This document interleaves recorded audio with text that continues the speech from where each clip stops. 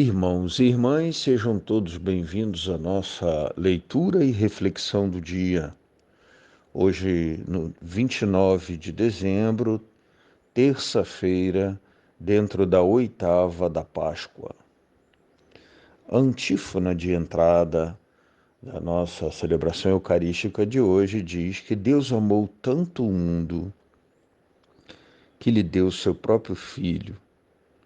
Quem nele crê não perece, mas possui a vida eterna. Retirada de João, capítulo 3, versículo 16. Chama a atenção a primeira afirmação da antífona de entrada do texto de João: Deus amou tanto o mundo.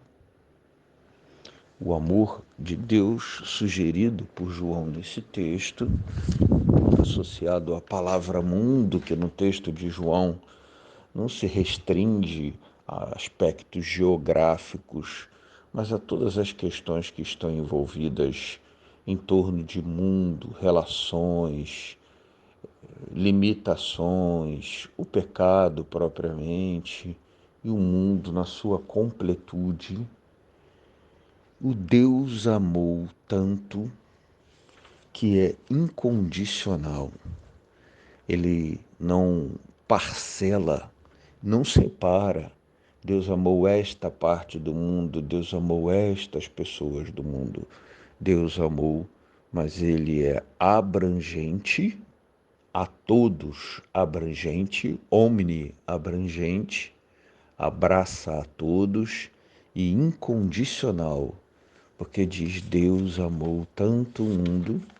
E aí, exatamente na continuidade, que deu o seu Filho, ou seja, o Natal é prova desse amor incondicional de Deus pelo mundo. E a nossa oração do dia, a oração coleta, anterior ao início da liturgia da palavra, diz que o Deus invisível e todo-poderoso dissipou as trevas do mundo com a vinda, com o Natal do Senhor, que é a luz. E aí a oração suplica ao Senhor que volte o olhar para nós, para aquele, que proclama, a fim de que possamos dignamente proclamar e anunciar a maravilhosa natividade, ou seja, o Natal do Filho unigênito de Deus. A primeira leitura de hoje é retirada da primeira carta de João, capítulo 2, versículos de 3 a 11. Caríssimos, para saber que conhecemos Jesus, vejamos se guardamos os seus mandamentos.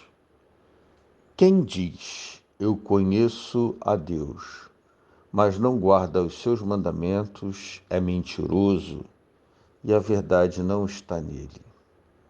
Naquele, porém, que guarda a sua palavra, o amor de Deus é plenamente realizado. O critério para saber se estamos com Jesus é este: quem diz que permanece nele deve também proceder como ele procedeu. Caríssimos, não vos comunico um mandamento novo, mas um mandamento antigo, que recebestes desde o início. Este mandamento antigo é a palavra que ouvistes. No entanto, o que vos escrevo é um mandamento novo, que é verdadeiro nele e em vós, pois que as trevas passam e já brilha a luz verdadeira. Aquele que diz estar na luz, mas odeia o seu irmão, ainda está nas trevas. O que ama o seu irmão permanece na luz e não corre o perigo de tropeçar. Mas o que odeia o seu irmão está nas trevas, caminha nas trevas e não sabe aonde vai, porque as trevas ofuscaram os seus olhos. Palavra do Senhor.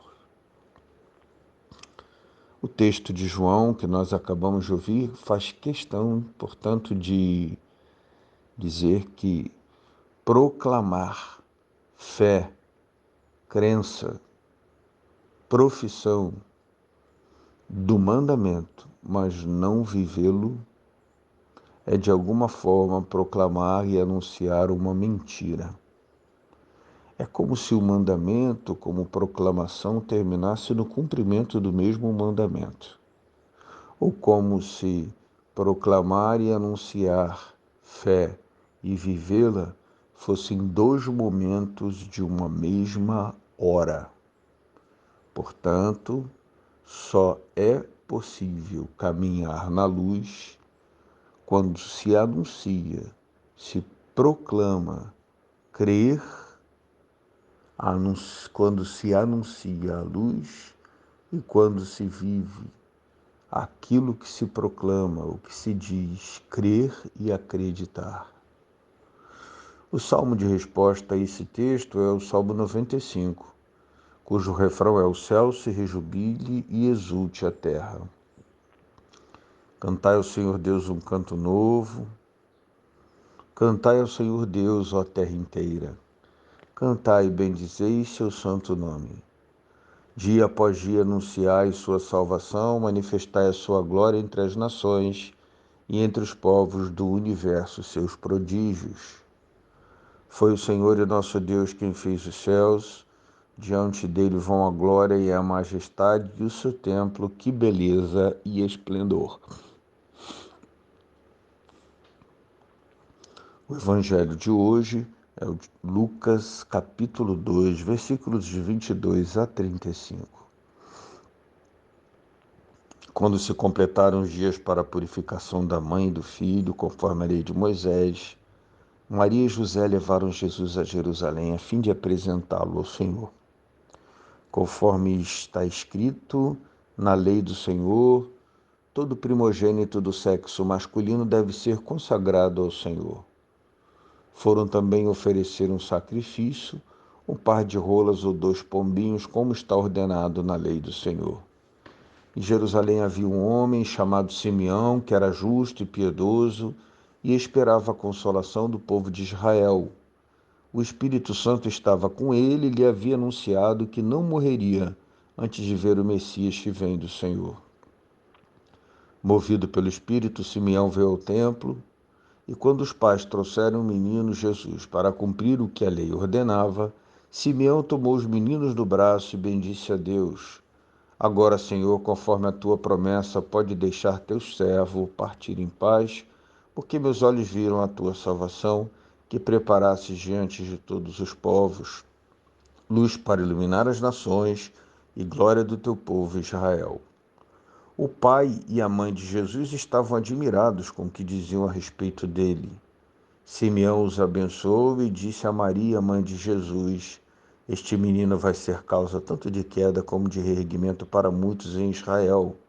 Ele será um sinal de contradição. Assim serão revelados os pensamentos de muitos corações. Quanto a ti, uma espada te transpassará a alma. Palavra da salvação. Este é o texto que nós ouvimos, em parte proclamado no Evangelho do domingo. A outra parte que cita Ana não é citada no texto do Evangelho de hoje. É exatamente o texto da apresentação do menino depois de nascido. Ele vai ao templo, Maria e José levam Jesus a Jerusalém a fim de apresentá-lo ao Senhor. Penso que para a nossa caminhada e reflexão do texto de hoje, a gente une a primeira leitura do Evangelho, entendendo que aquilo que fora anunciado por Simeão se cumpre na história e na vida.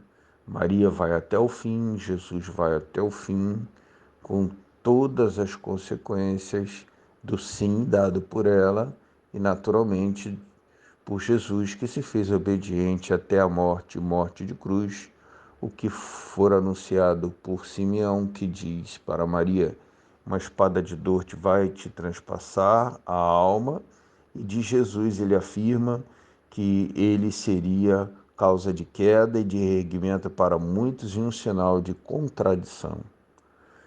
Ao aproximar os dois textos hoje, eu penso que para nós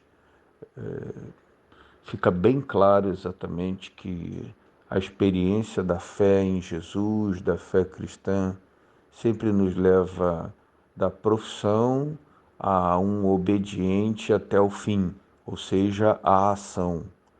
Está sempre envolvido como dois momentos de uma mesma hora, conforme citei, as duas experiências, a da profissão de fé, que nem é a mais difícil, ao proclamar, ao dizer publicamente que creio, mas exatamente a viver de acordo com o que se crê, que a lei do crer também seja a lei do viver. É o que João insiste, nos ensina. João, inclusive, diz que não há novidade nenhuma nisso e nos convida a experimentar isso aí, tomando no texto de hoje o exemplo de Maria com o seu sim, que foi até o fim, e Jesus também, que foi obediente até o fim. Um dia abençoado para todos.